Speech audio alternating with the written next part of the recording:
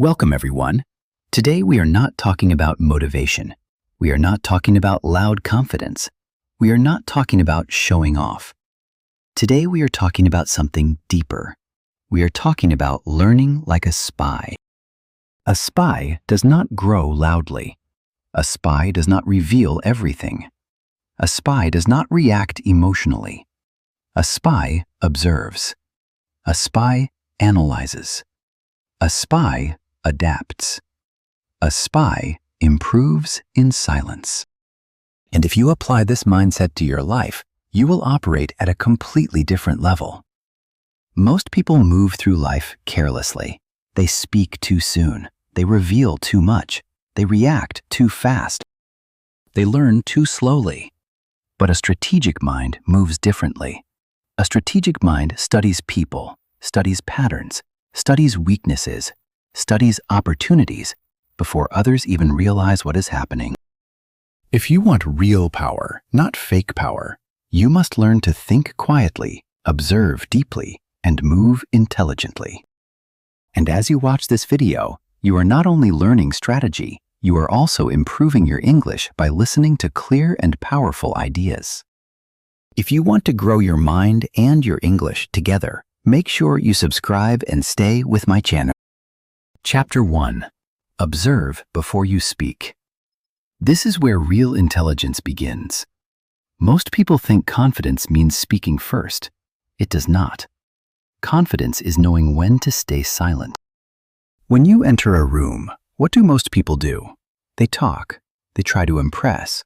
They share opinions quickly. They argue without understanding. But a spy never enters a situation loudly. A spy studies first. Who holds influence here? Who is insecure? Who talks the most? Who listens carefully? What is the emotional atmosphere? Observation gives information. Information gives advantage, and advantage gives control. When you speak immediately, you reveal your knowledge level, your emotional triggers, your opinions, your weaknesses. But when you observe first, you collect. And collecting gives you clarity. Let me give you a practical example. Imagine you join a new workplace. On the first day, one person starts complaining loudly about management. Another person is overly friendly with everyone. Another person barely speaks but watches everything. If you speak too early and support the wrong person, you may align yourself with negativity. But if you observe for a few days, you will notice patterns. Who gets promoted? Who is trusted?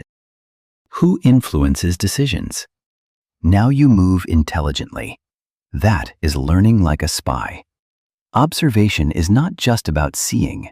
It is about noticing details, tone of voice, body language, energy shifts in conversation. Who becomes defensive when questioned? Who avoids eye contact? These small details reveal more than words. Most people miss these signals because they are busy talking. When you observe deeply, you understand people faster. And when you understand people, you move smarter. Silence makes people underestimate you. And being underestimated is powerful. When people think you are quiet, they reveal more around you. They relax. They speak freely. They show their real personality. And you learn. Strategic silence is not weakness. It is data collection. How to practice this daily? You do not need a special mission. Practice this in normal life. In meetings, speak last. In arguments, pause before responding. In social gatherings, listen carefully for 5 minutes before adding your opinion. Notice who dominates conversation. Notice who seeks approval. Notice who becomes uncomfortable with silence. Every situation becomes a classroom, and you become sharper without anyone noticing. Think about 2 students in a class. One student always answers first. He speaks quickly, confidently. The other student listens carefully to every answer before speaking. By the time the second student speaks, he has heard mistakes, gaps, and ideas. His answer becomes stronger because it is informed. Who has more advantage? The one who speaks first, or the one who observes and then speaks with precision? Observation creates precision. Precision creates impact. When you observe before speaking, you stop reacting blindly. You start responding strategically, and that single habit can change your entire life. Because the person who understands the environment always has more power than the person who reacts emotionally inside it. Chapter 2. Gather information quietly. If observation is the eyes of a spy, then information is the weapon. But here is the important rule. A spy never announces what they are learning. Most people learn loudly. They say, "I am researching this. I am planning something. I am going to do this." But when you speak too soon, you lose advantage.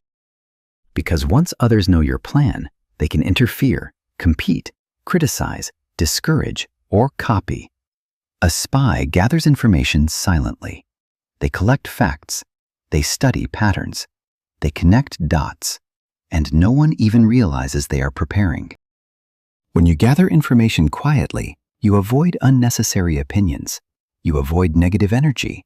You avoid distraction. You create clarity before action. And clarity is rare. Most people act before understanding.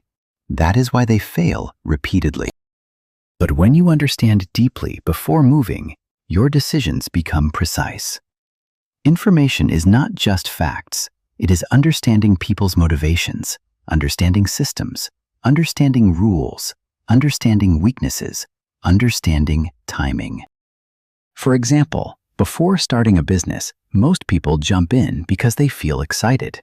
But someone who gathers information quietly will study. Who is already succeeding? Why are they succeeding? Where are customers dissatisfied? What mistakes do beginners make? What skills are truly required? By the time they act, they are not guessing, they are prepared. Imagine a young man who wants to get promoted in his company. Most employees work hard and hope to be noticed, but this man decides to learn like a spy. Instead of talking about his ambition, he observes. He notices, who does the boss trust? What kind of communication style does the boss respect? What projects get recognition? What mistakes cause criticism? He studies past promotions. He studies the company culture. He studies how meetings are run. For months, he gathers information quietly. He adjusts his behavior strategically. He communicates in a way that aligns with leadership expectations. He takes on tasks that bring visibility. He avoids behaviors that hurt reputation. When promotion time comes, it looks like luck. But it was not luck. It was silent preparation. While others complained about favoritism, he studied the system. That is the difference. The hardest part of gathering information quietly is controlling ego. You will want to tell people, "I know this, I discovered this, I am planning something big." But silence multiplies power. Because when you speak too early, you release pressure. When you stay silent, you build pressure. And pressure creates impact. Remember this, talk is relief. Silence is leverage. When you gather information quietly, you move from emotional reaction to strategic action. And that changes everything. Chapter 3. Control emotions. A spy without emotional control is dangerous not to others, but to himself, because emotions reveal position. When you react emotionally, you expose your fears, your triggers, your insecurities, your weaknesses. And once exposed, you can be manipulated. Most people believe power means dominance. It does not. Real power means stability. If someone insults you and you explode, they now control you. If someone criticizes you and you become defensive, they now control you. If someone provokes you and you lose focus, they now control you. Emotional control means no one can move you without your permission. Reaction feels strong, but it is weakness because reaction is automatic. Response is strategic. A spy never reacts automatically. They pause. They analyze. Is this worth energy? Is this a distraction? What is the bigger goal? If something does not serve the mission, it does not deserve emotion. Imagine a professional athlete during a championship game. The opponent tries to provoke him. They trash talk. They insult. They try to trigger anger. If the athlete reacts emotionally, he loses focus. He makes mistakes. He gets penalties. But if he remains calm, the opponent becomes frustrated. The opponent wastes energy trying to disturb him. Meanwhile, the calm athlete stays focused on the game. He wins not just because of skill, but because of emotional control. In life, it is the same. If someone criticizes your work, you can react emotionally and argue, or pause, listen, analyze. If the criticism has value, adjust if necessary, and continue forward. One path drains energy. The other path builds strength. It is not natural, it is trained. You train it by pausing before responding, breathing when angry, delaying reactions, choosing long-term goals over short-term satisfaction. Each time you choose calm over reaction, you strengthen your mind. And the stronger your mind becomes, the harder you are to manipulate. Remember this clearly. If someone can control your emotions, they control your direction. But if you control your emotions, you control your future. Chapter 4. Adapt to any environment. A spy survives not because he is the strongest. He survives because he adapts. Most people try to force the environment to match them. If the room is serious, they still joke. If the room is competitive, they become insecure. If the environment changes, they panic. But a strategic mind studies the environment first and then adjusts. Adaptation is not fake behavior. It is intelligent behavior. It means understanding the rules of the room, understanding the emotional temperature, understanding what works here and what does not. Rigid people break under pressure. Flexible people rise. Think about this carefully. Water takes the shape of the container. It does not argue with the container. It adjusts, and because it adjusts, it flows anywhere. But a rock does not adjust, and when force hits it, it cracks. Most people behave like rocks. They say, "This is just who I am." But a spy understands something deeper. Your core values stay the same. Your external behavior adapts strategically. If you are in a formal setting, you speak formally. If you are in a creative space, you loosen your tone. If you are in a competitive environment, you sharpen your focus.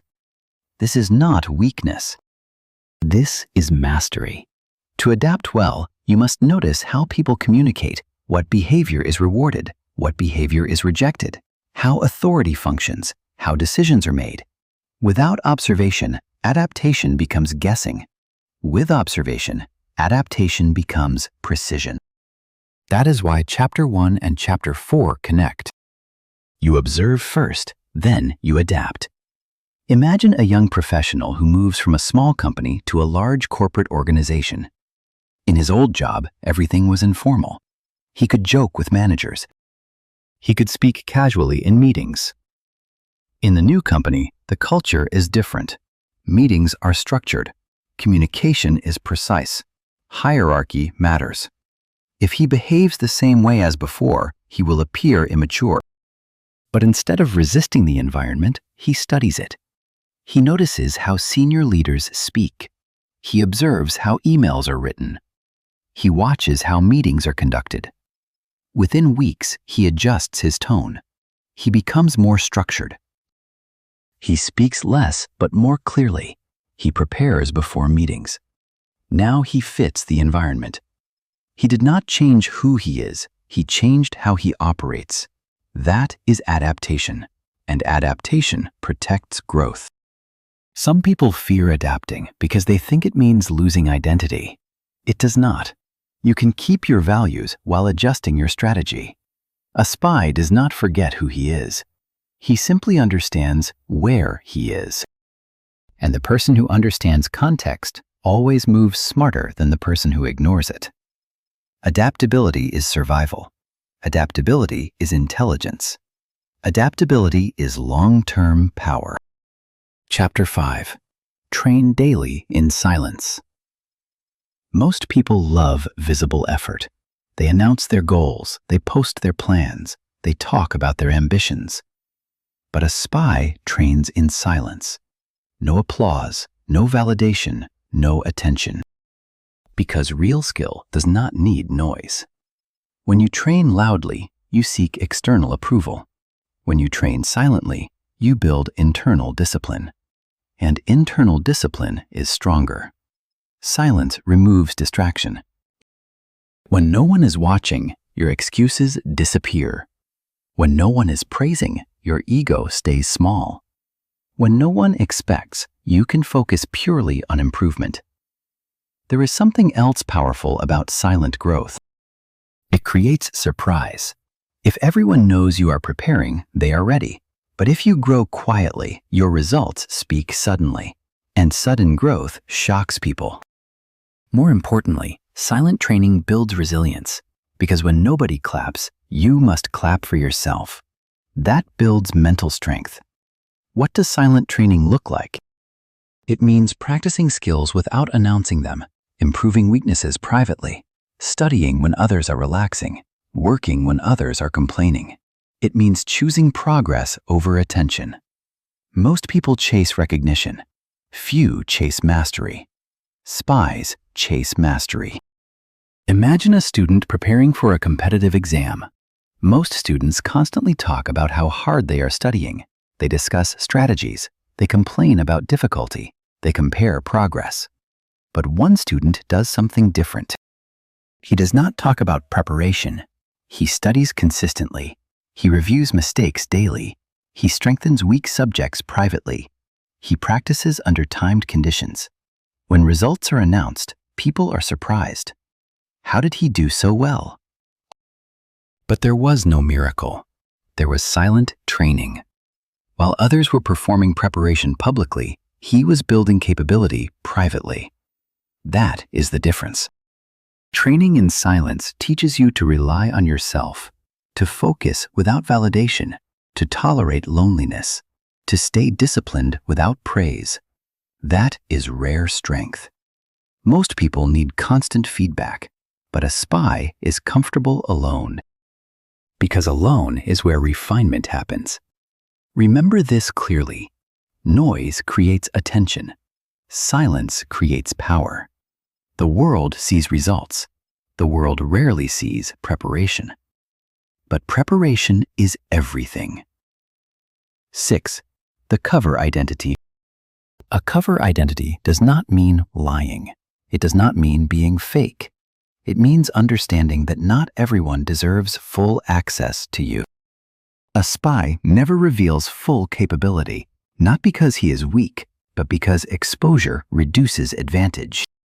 In life, many people reveal everything: their plans, their ambitions, their emotions, their strategies, their weaknesses, and then they wonder why they are attacked, judged, copied, or sabotaged. Information is power. And when you reveal all your information, you give away leverage. When people know your next move, they prepare against you. When people know your weakness, they exploit it. When people know your emotional triggers, they press them. A cover identity means you decide what to reveal. You decide what to protect. You decide what to keep internal. It is controlled transparency. Not secrecy from fear, but discretion from intelligence. When others cannot fully read you, you create uncertainty. Uncertainty creates caution, and caution creates respect.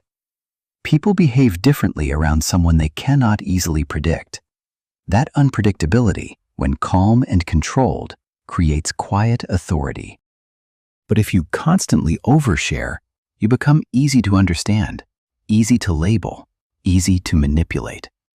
A spy is never emotionally naked in front of strangers. He observes first. He tests trust slowly. He reveals strategically. Selective expression is a skill. It means you do not respond to every insult. You do not share every dream.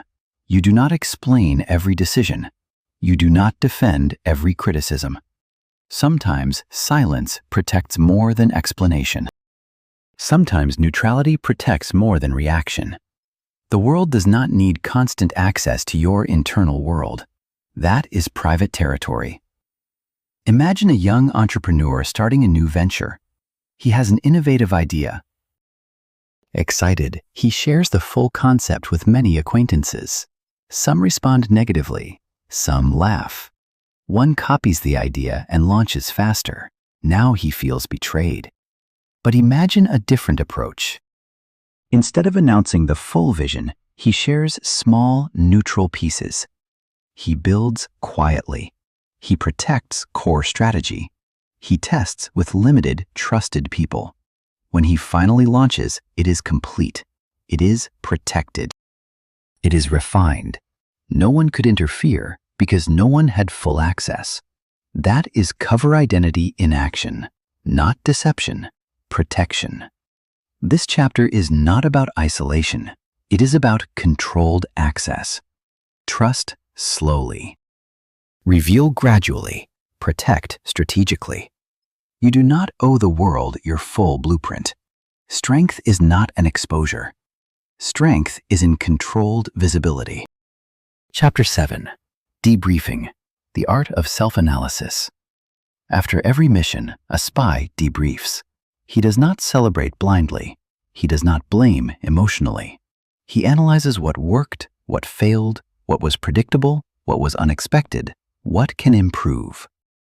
Most people skip this step. They move from action to distraction. They repeat mistakes because they never studied them. Debriefing turns experience into intelligence. Without reflection, experience is wasted. When you fail and do not analyze, you only feel pain. When you fail and analyze, you gain strategy. When you succeed and do not analyze, you feel lucky. When you succeed and analyze, you build repeatable systems. Debriefing converts emotion into data, and data improves performance. Regret says, I am stupid. Review says, what pattern caused this mistake? Regret attacks identity. Review improves behavior. Spies never attack themselves emotionally. They detach. They observe their own actions like an outsider. They study their performance calmly. That emotional detachment creates growth. It means asking structured questions. What was my goal? Did I prepare properly? Where did I hesitate? Where did emotion interfere? What skill gap appeared? What will I change next time? It is honest but not self-destructive. It is objective, not dramatic. Many people avoid reflection because it is uncomfortable. But discomfort is growth in disguise. Most people stay average because they repeat without reflecting. They act, they move on. They never study their own patterns. A spy studies everything, including himself. When you become both the player and the analyst, you accelerate growth. Debriefing builds self-awareness. Self-awareness builds correction. Correction builds mastery. Chapter 8. Study weakness like intelligence data. Most people are afraid of their weaknesses. They hide them. They deny them. They feel ashamed of them. A spy does the opposite. A spy treats weakness like intelligence data. Data is not emotional. Data is not embarrassing. Data is useful. When something goes wrong, the spy does not say, I am a failure. He says there is a flaw in the system. Where is it? This shift in thinking changes everything. Here is where most people collapse. They confuse performance with identity. If they fail at something, they say, I am bad at this. If they struggle, they say, I am not talented. But a strategic mind separates identity from performance. Performance can improve. Identity is stable. If you treat weakness emotionally, it becomes heavy. If you treat weakness analytically, it becomes manageable. And manageable problems can be solved. A spy never panics when a mission fails. He investigates. What assumption was wrong? What information was missing? What skill was underdeveloped? What preparation was incomplete? This creates improvement instead of insecurity. Most people avoid their weak areas. They focus only on strengths. But avoiding weakness creates blind spots, and blind spots are dangerous. Studying weakness closes blind spots. To study your weakness, you need maturity. You must be able to look at yourself without ego, no drama, no self-hate, no excuses, just clarity. For example, if you struggle with communication, do not say, "People do not understand me." Instead, ask, "Is my message clear? Do I speak too fast? Do I listen enough? Do I organize thoughts properly?" That is intelligence. Weakness is not an enemy. It is information waiting to be decoded. Imagine a young athlete who consistently loses in the final round of competitions. Instead of saying, "I am unlucky," he records his matches. He studies his performance. He notices something specific. In the final rounds, he becomes impatient. He rushes decisions. His breathing becomes irregular.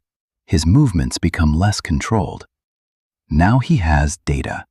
He trains specifically for high-pressure situations. He practices breathing techniques. He simulates final round stress during training. Next season, he performs differently, not because he became magically stronger, but because he studied his weakness like intelligence data, and that changed the outcome. If you apply this principle in life, you stop fearing mistakes. You stop hiding flaws. You stop repeating errors blindly. You become your own analyst. And the person who can study himself calmly is extremely difficult to defeat because improvement becomes continuous. Weakness becomes a tool, not a wound. Chapter 9. Listen more than you talk. Most people talk to feel important. Very few listen to gain understanding. Talking releases energy. Listening gathers power. When you talk, you reveal. When you listen, you collect. You collect information, intentions, insecurities, hidden motivations, contradictions. People reveal far more than they realize when they speak freely. But if you interrupt constantly, if you dominate conversation, you miss valuable signals. A spy listens not just to words, but to tone, pauses, hesitations, and emphasis. Listening gives access to depth. When you speak less, people project more. They assume things. They fill silence. They try to explain themselves further. And the more they explain, the more you understand. But if you talk constantly, you lose that advantage. Listening also slows emotional reaction. When you focus on listening, you reduce impulsive response. You create thinking space, and thinking space creates intelligent response. People trust those who listen. If you allow someone to speak fully without interruption, without judgment, they feel respected. Respect builds influence. Influence builds authority. Authority builds impact, all from listening. If you gather more perspectives, you reduce blind spots. Many bad decisions happen because someone spoke too early without understanding all variables. Listening expands context. Expanded context improves strategy. Imagine a negotiation between two business partners. One partner dominates the conversation. He speaks aggressively. He pushes his terms quickly. The other partner listens carefully. He asks questions. He lets the other person explain their position fully. He studies tone changes. He notices hesitation when certain numbers are mentioned. From listening alone, he understands. Where flexibility exists, where insecurity exists, where emotional attachment exists. When it is his turn to speak, he targets precisely. He proposes terms aligned with hidden concerns. The negotiation ends in his favor, not because he spoke louder, but because he listened better. Listening requires restraint. Restraint requires ego control. You must resist the urge to interrupt. Resist the urge to prove yourself. Resist the urge to respond immediately. That restraint builds mental strength, and mental strength builds strategic advantage. The person who listens deeply understands deeply. The person who understands deeply moves precisely. And precision wins more than noise ever will. Chapter 10. Control emotions before they control you. Without emotional control, observation collapses, listening becomes biased, adaptation becomes forced, debriefing becomes self-attack. Emotions are powerful, but unmanaged emotions are dangerous. A spy is not emotionless. A spy is emotionally disciplined. There is a difference.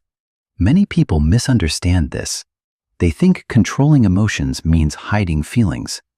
That is not control. That is suppression. Suppression builds pressure. Control builds clarity. Emotional control means you feel the emotion, you recognize it. You choose your response consciously instead of the emotion choosing for you. Most people operate in reaction mode. Someone criticizes them, they react instantly. Someone disrespects them, they explode. Someone ignores them, they overthink. Their emotions decide their actions. And when emotions control actions, consistency disappears. You cannot be strategic if you are emotionally unstable. You cannot be sharp if anger blinds you. You cannot think clearly if fear controls you. A spy understands that the greatest battlefield is not external, it is internal. One powerful principle in emotional control is delay. Never make important decisions in peak emotion. Not in extreme anger, not in extreme excitement, not in extreme fear. Because peak emotion narrows thinking, it reduces perspective. When emotion is high, intelligence drops. A spy delays reaction. He waits. He evaluates. He cools the internal temperature. Then he acts. When you stay calm under pressure, people notice. When others panic and you remain steady, you gain silent authority. Calmness signals stability. Stability signals strength, and strength commands respect. But emotional instability signals unpredictability, and unpredictability reduces trust. This is why leaders, negotiators, and high performers train emotional control, because without it, skill is useless. Imagine a manager leading a team during a crisis. A major project fails, deadlines are missed, clients are angry, the team is stressed. If the manager reacts emotionally, shouting, blaming, panicking, the team becomes more unstable. Fear spreads, confidence collapses. But imagine instead the manager pauses. He listens to the situation fully. He speaks calmly. He says, "We made mistakes. Let us break this down step by step." He separates emotion from analysis. He assigns responsibility without aggression. He focuses on solutions instead of blame. The team stabilizes. Why? Because emotional control created clarity, and clarity created direction. That is power. They speak words they later regret. A spy always asks, does this emotional reaction serve the mission? If not, it is discarded. Emotions are temporary. Consequences are permanent. Strategic minds prioritize consequences over impulses. This is not automatic. It requires pausing before speaking, breathing before reacting, questioning your internal story, asking, what is the smartest move here? Each time you choose calm over chaos, you strengthen mental muscles. Over time, calm becomes natural. And when calm becomes natural, you become dangerous in a good way, because you cannot be manipulated easily. You cannot be provoked easily. You cannot be destabilized easily. Emotional control is not just about staying calm in public. It is about managing internal narratives. When something goes wrong, your mind creates stories. They do not respect me. I am not good enough. This always happens to me. a spy challenges those stories. He asks, is this fact or is this emotion speaking? This separation protects mental clarity. Clarity protects direction. Direction protects progress. When you master emotional control, you think clearly under pressure. You respond instead of react. You protect relationships. You protect opportunities. You protect reputation. You protect long-term goals. Emotional control is internal armor, and internal armor is stronger than external force.